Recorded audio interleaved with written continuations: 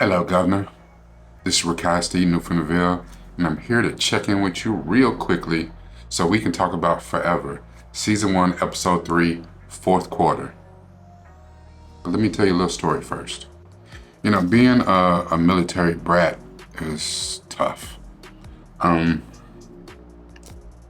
have lived all over the world, and usually because my dad was in the Air Force, we only lived someplace a year, maybe 2 years tops before we moved. That did not help once my parents got an ugly divorce when I was, I don't know, sixth grade maybe. My mom's originally from Lexington, Kentucky, so me and my brother ended up in Lexington with her after the ugliness of their divorce, and we lived in Germany at the time. It was the first time that we lived in Germany. But usually every place that I was in elementary, we were only there for a year and then I moved on. And because of that, it was really hard for people to get a gauge on who I was. I was a quirky, weird kid. I liked stuff that most people didn't talk about out loud. I read comic books. I liked sports, loved sports. But I was more than just sports. I liked to act. And that was a time when people would say really derogatory things about you, the more creative, or the more into the arts that you were. You always had to prove that you were a tough guy. So, in order to offset that, my dad put me and my brother into martial arts. But I was a jokester. I told jokes and I was who I was, and I didn't shy away from being who I was. And it led me to fight a lot. Being the new kid, being the weird kid, being the kid who thought he was smart because, damn it, I was. But I was also the kid that would lay your punk ass out. And people didn't know what to do with me. But because I fought all the time, a certain stigma was attached to that. I was usually one of the only black faces in there. So people saw what they wanted to see from me. They didn't see me. But sometimes in the game of life, you have to not let people play the game for you. You gotta check yourself into the game. Let's talk about it.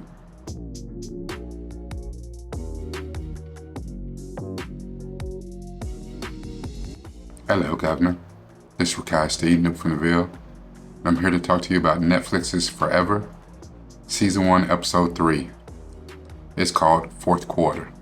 And I'm going to call this particular media therapy deep dive, Check Yourself In. Now, if you know anything about my deep dives, I'm going to try to keep this short and sweet. We're going to go over a short recap of the episode, then I'm going to jump into my quotes and my personal thoughts, and we out.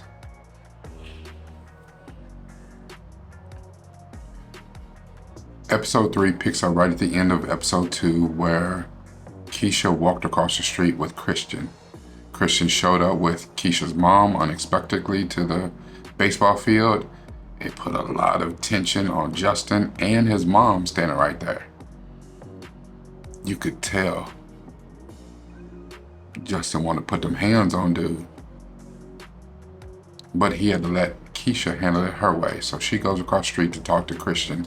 And in this episode, we saw the conversation from Justin's point of view in the last episode. This time we get to see it from Keisha's point of view. So Christian is trying to apologize. He's trying to make amends. Keisha's not really hearing it. But then again, she's not shutting him all the way down. So even though she's upset, even though she's hurt by what has been done to her by Christian and by his attitude about it, because he's a little bit more nonchalant than maybe he should have been. But still at the same time, he keeps throwing out little bait things like that to reel her back in. You know, now he misses her and he's sorry. He's, you know, wishes he didn't do what he did, blah, blah, blah. Just bullshit. Dude, bullshit. You know, maybe he is sorry. Maybe he is remorseful. But the damage has been done and you have completely destroyed this young woman. Why? So he tells her that he's going to sign with Kansas. He's going to go D1 in basketball. With that, and he's right, there are certain perks do come along, especially in this new age of NIL. So he's going to get a trainer directly from Nike because of the relationship that Kansas has with Nike to come help train him to work him out to get him ready so that he can walk in the door at Kansas more ready to go than just a high school, you know, senior or college freshman. I don't know how NIL works. It seems like it'd be a harder sell for basketball than it is in football because so much has changed with JUCOs, D2 schools and things like that. And like you damn near have to be a 5-star to walk straight onto a campus as a freshman and get any kind of clock. But I don't know what kind of player Christian is. He's supposed to be that guy. He's ranked in the top 10 in the state of California. Okay. Keisha realizes that when she turns around, when she's through talking to Christian, you know, she kind of kept him at bay, kept him off of her, but it's still the perception. What it looked like, at least from Justin's point of view, wasn't a good look. It looked like you into that dude. You let him lean in and kiss you. You like, you still want that dude? Cool, leave me out of it. Keisha sees that Justin's gone, and so this time she knows she messed up. And she sees Justin's dad is still at the game because the little brother's still at the game, but he's gone. So now she goes into trying to find a way to get back at him, to get back to him. Keisha calls Chloe. They decide, even though against her better judgment, the game this weekend between Brookwood and Camden Hall, between Christian's school, her old school, and Justin's school is this weekend. So she goes to the game with Chloe. She sits on the Brookwood side. Soon she comes in, everybody's whispering. They talking shit about her, talking about the video, but she still goes to see Justin. Justin's sitting on the end of the bench. He sees her looking at him, but he doesn't get in. The game is over with. She tries to talk to him. He's not really feeling it. He pieces her out. Christian comes up, talks to her, invites her to the prom. And that's to kind of help him repair his own reputation, not so much hers, but to, you know, say, you know, screw the haters. If you go to prom with me, you know, it's all good. You know, you're not destroyed. You know, you smile in the haters' faces or whatever, which is absolute bullshit. She got a video out there, a sex video that he put out there. That's, no parts of that is cool. She's upset now because Justin's kind of giving her own medicine back to her. Now, her mom, her family, they're excited about Justin and all this. And she even, after Justin says, whatever, I'm going to go look for my own Keisha or whatever, she kind of accepts that she's going to go to the prom with Justin to rehabilitate her image a little bit. And she shows up the next day to his training session with the Nike trainer from Kansas. Now she has access to get big time, you know, once in a lifetime type of training that she can't get on her own. We see her go train with her grandfather out on the beach and on the hills and stuff, which is cool, but it's not like training with a Nike trainer. But still, she has this talk with Justin where she confronts him about why did he do it. And once he gave his reason, like, we suspended his reason ain't shit. He was trying to prove a point to the little white boys he goes to school with. And he destroyed her. Trying to prove a point. Trash. Just trash. She shows up to the next time that they play each other, and Justin is feeling it because he had a meeting at school with the school counselor. They talked about his grades. His grades are not so hot, but he has accommodations. He may have an IEP or a 504 plan. He doesn't learn the same way everyone else does, and that's okay. But he's struggling, and he's at a school that his parents are paying, as they said, $40,000 a year tuition for him to go to this school. And he wants to play basketball, but his coach ain't playing him. His coach keeps giving him reasons. And at first I was thinking that it's maybe because he's not putting in the full effort on the practice, but it's not that. It's the coach is paying the sons of the CEOs and big corporations that send their kids out of school, so they play over Justin, even though they are not even in the same realm being as talented as him. Coach not really as worried about winning as he is about keeping these important VIP type people happy. And those people, they would rather see their son play than Justin play and then win there. So Justin doesn't get to play. So he has a heart-to-heart with his mom, and his mom said, you're not doing too hot in your classes. We need to get you into a great school. Your grades need to come up, so maybe it's time for you to stop playing basketball your senior year and focus on school. And he blows out and he blames it, you don't believe in me. And that's not what his mom was saying, but that's what he heard. And I understand that. I try to have that conversation, not that conversation, but conversation with my kids where they didn't hear what I said. I heard what they wanted to hear. And sometimes that's how it is. So the next game comes up, they're playing, Brookwood's playing Camden Hall. Christian's out there balling, the game is close. And Justin takes upon himself, he had a talk with Keisha at the baseball field. They had made up, and she asked him about the reason why he played ball in the first place. And he talked about playing with his dad. And when he first got to beat his dad in basketball, because his dad played basketball back in the day, the feeling, the elation, the joy that came from that, that's why he played. But just like I say about all players, at some point, that joy, it becomes a job. So now he's checking for scouts and D1 scholarships and going to that next level. And the game that you used to play for fun becomes a job. And eventually, once you start getting paid for it, it is a job. And it's funny how the fun fades away when someone has a mountain of expectations on a game that you play for fun. Justin checks himself in a game. Coach ain't gonna play him, so one of the dudes gets kind of hurt a little bit. He goes and checks himself in the game. Little dude's coming out, the coach pops up and like, what are you doing? And he tells the coach, I'm going to play my game. And he goes out there in absolute blazes. He is lighting it up and even hits the game-winning shot. And they beat the rival. He beats Christian. That's important. He beats Christian.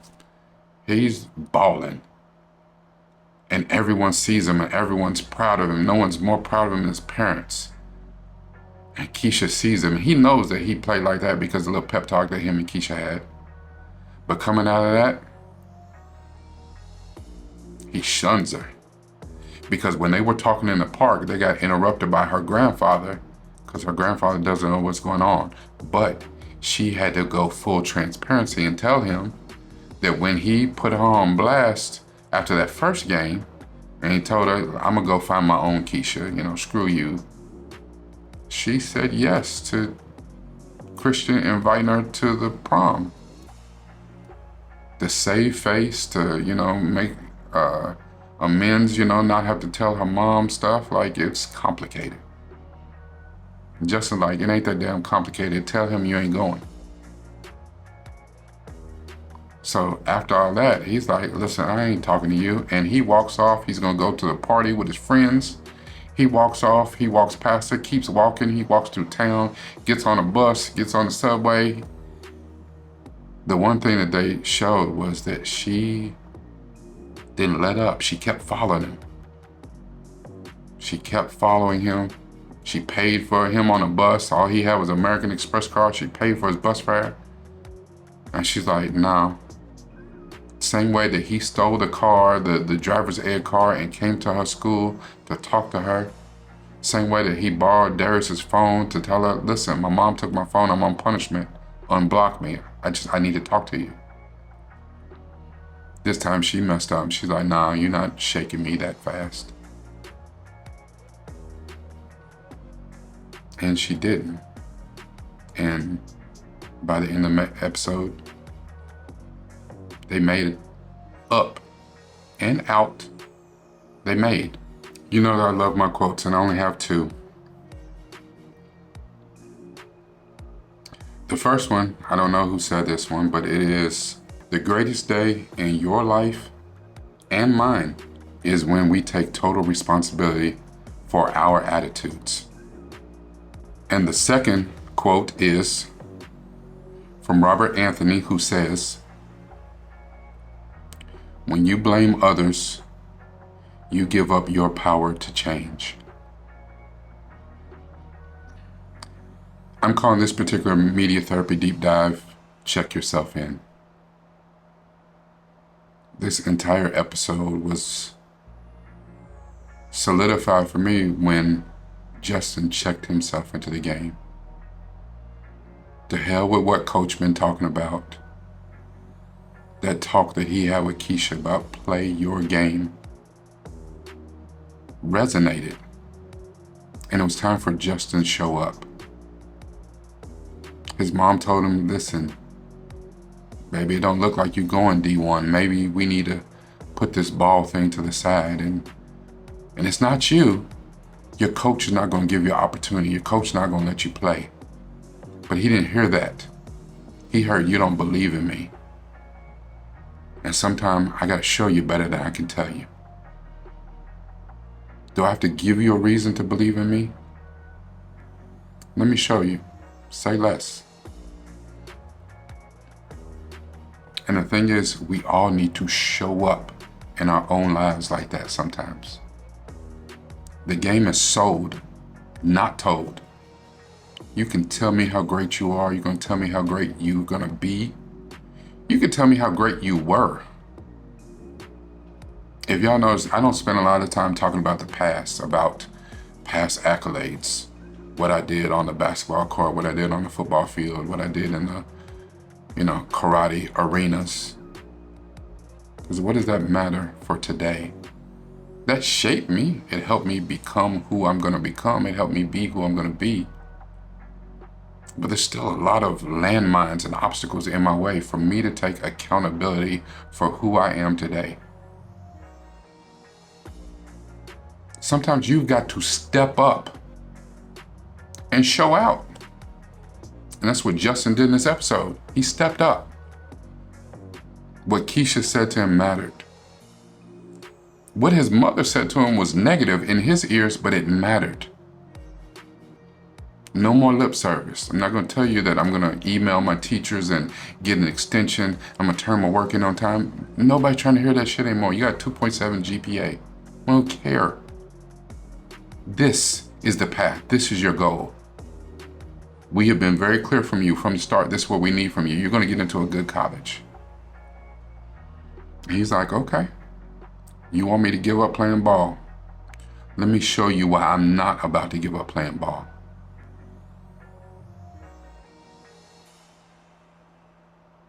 A lot of times it's hard for us to show up and show up in our own lives. We're good at procrastinating, talking about what we're gonna do, what we should have done, what we could do, instead of just doing it. Now, the thing is, you get caught up with what is the end goal. In that one game that Justin checked into the game, is he going D1 tomorrow? No.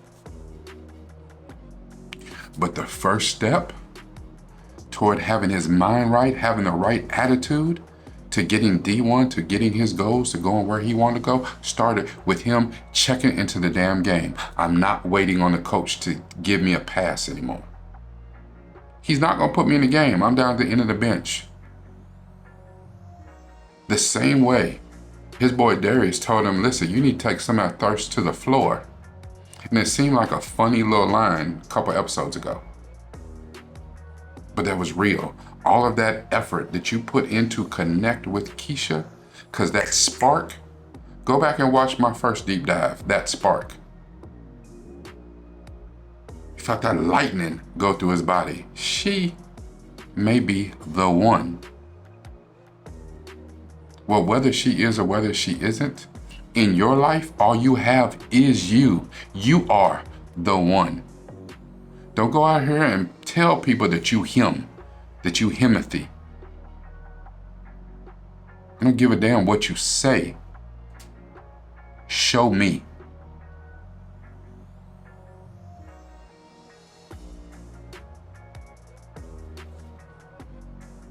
Are you ready to step up? Are you ready to show out?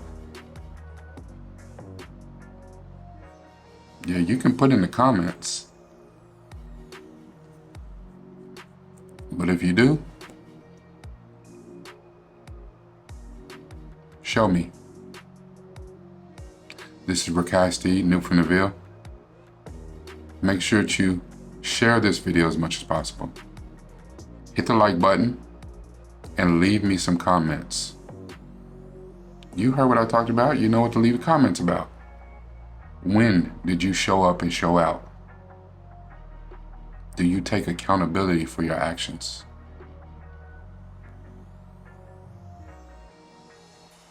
And if for some reason you haven't subscribed, that's on you, but you tripping. Hit the button, subscribe. Everything that we watch, everything that I do, I use this, but it's even better when I use this.